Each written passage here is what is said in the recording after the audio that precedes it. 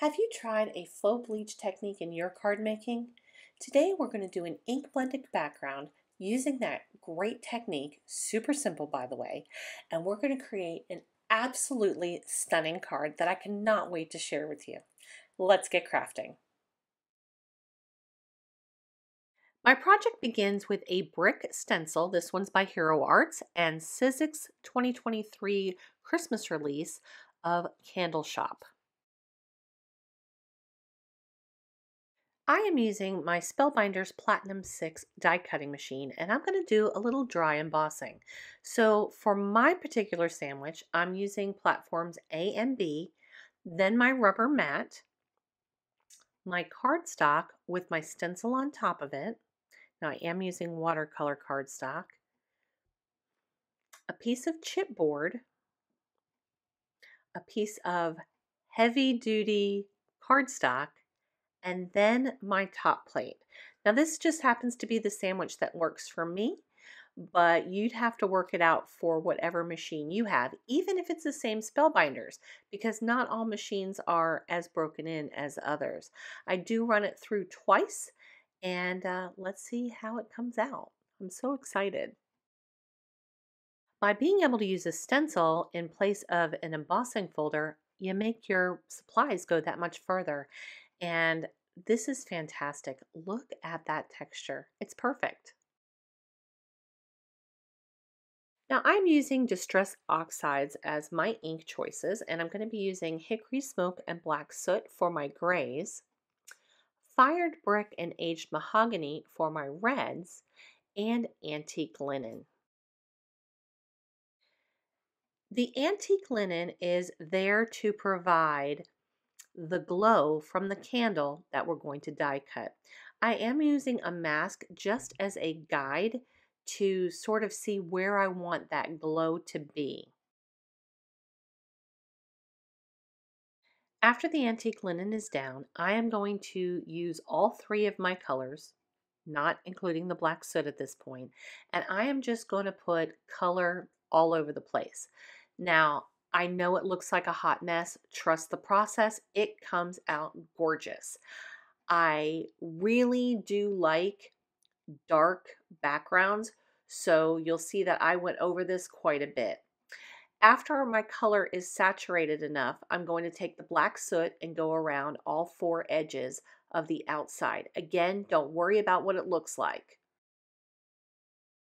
Now you're not limited to Distress Oxides. You can use any water reactive ink with this particular technique. So whatever you've got, use it.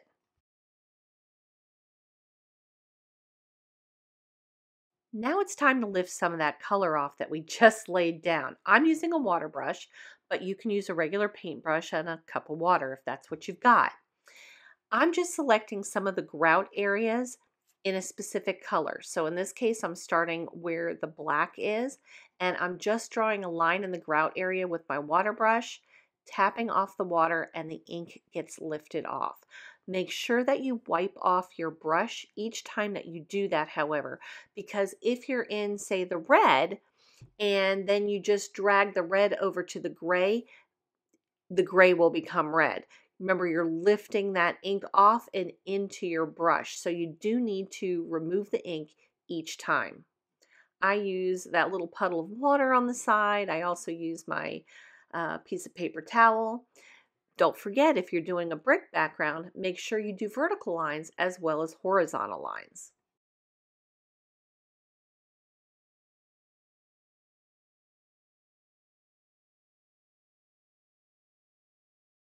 Now, if you think back to a brick wall that you've seen in the past, you know that they're very mottled in color. So if I've pulled off too much ink, I just go back and use whatever residual ink I still have on my brush and go over that. It will be lighter than the original, so it's fine. Just keep going until you get the look that you're looking for. Some of my areas are much lighter. See, I just went from the red into the yellow. That's what I was talking about. I forgot to wipe off my brush, but that's okay because I'm going to lift that off there without a problem. Now, if you wanted to, you could go crazy and lift all of the grout lines from your stencil. But that wasn't the look I was going for. I was going for something very old world, kind of classic. I know it doesn't look like it, but please trust me, it's going to be stunning. Wait till you see what I did with this thing.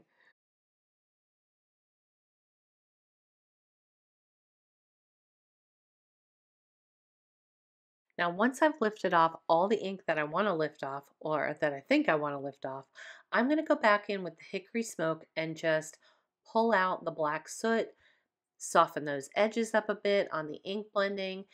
You don't have to go crazy here, I really promise. But I do want to soften that out and bring out some more of the gray that kind of got covered up by the black.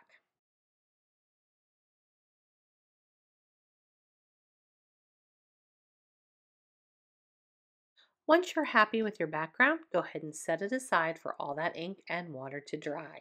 And we're going to get started on our focal point and our elements. Subscribe, and if you find value or enjoyment from my video, please consider giving me a thumbs up, hitting that like button, and subscribing to my channel. I would love to have you be a part of the Village Card and Craft community. This project would look fabulous in so many other colors. You could do shades of brown, you could do blues and grays. Really, the sky's the limit. Even maybe something funky like, I don't know, pinks and teals. That seems to be the color of the season this year. But you do what makes you happy. If you try this technique, please consider sharing it with us over on our Facebook group at Village Card and Craft. We'd love to see you there. Now this is the Sizzix Candle Shop die. Now I've already made my single candle, and it's the tall candle. And I have also die cut out the pieces for the stand. So there's a little dish, the rim, the two pieces of the stand where the candle's going to sit. And I'm also using brushstroke. This is Holiday Brushstroke 3, I believe. I've cut out 2 of the poinsettias as well as some of the greenery, all in watercolor cardstock. And then I'm going to use mica sprays to color them. In the interest of time, I did something a little unusual for me. I went ahead and put all of my die cuts together, glued them together before I colored them.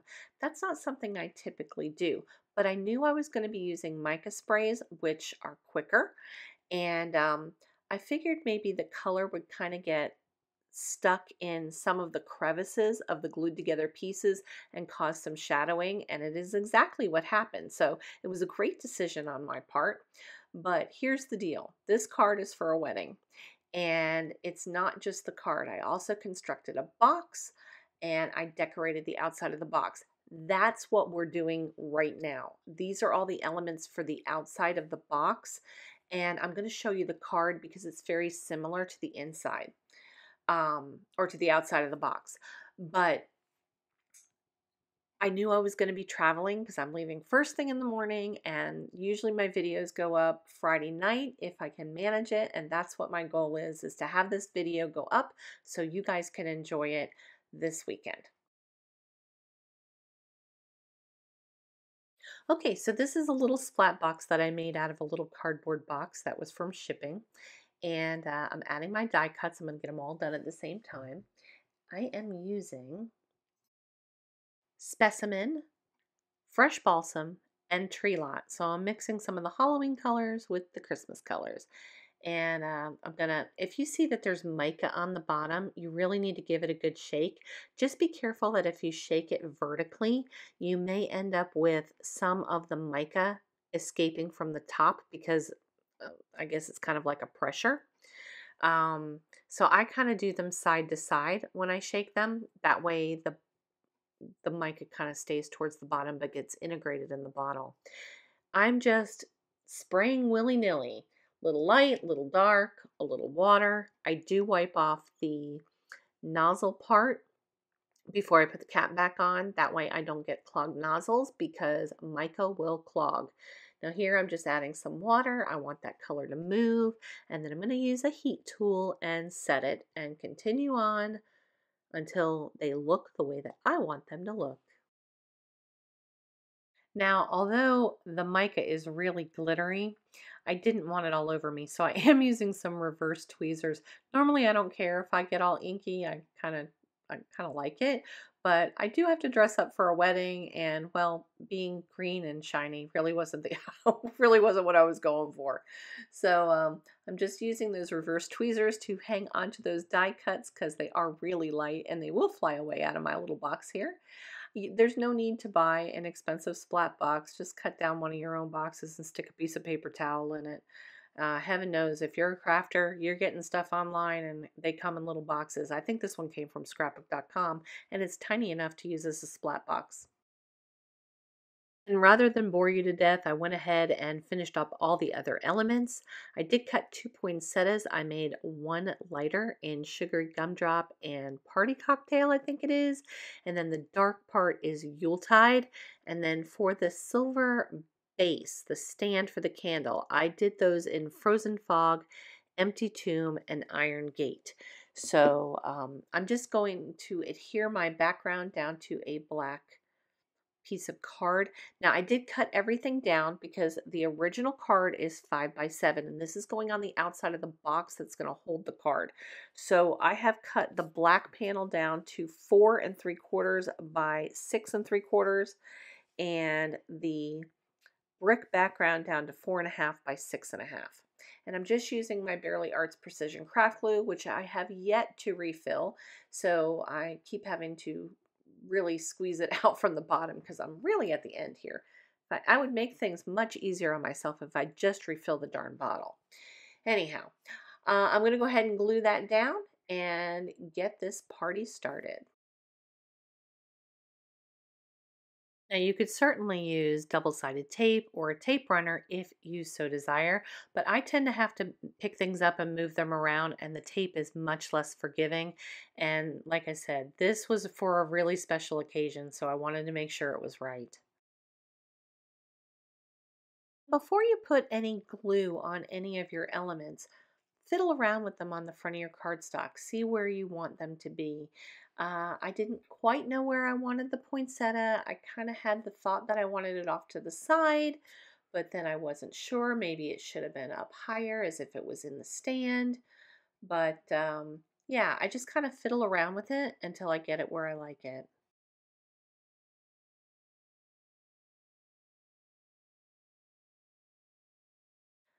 Okay, I'm going to go ahead and glue my stand down. And the only thing that I really wanted to worry about for the stand was I wanted the glow from the antique linen to be behind the candle. So that was cognizant to me as well. Um, and then for the flame is 2 parts. I went ahead and I used some lunar paste. Now I tried gilding flakes. I tried mica spray. It just wasn't vibrant enough for a flame. So I ended up settling on lunar paste, and the yellow that I used in the lunar paste flame is Shooting Star and the orange was Roar.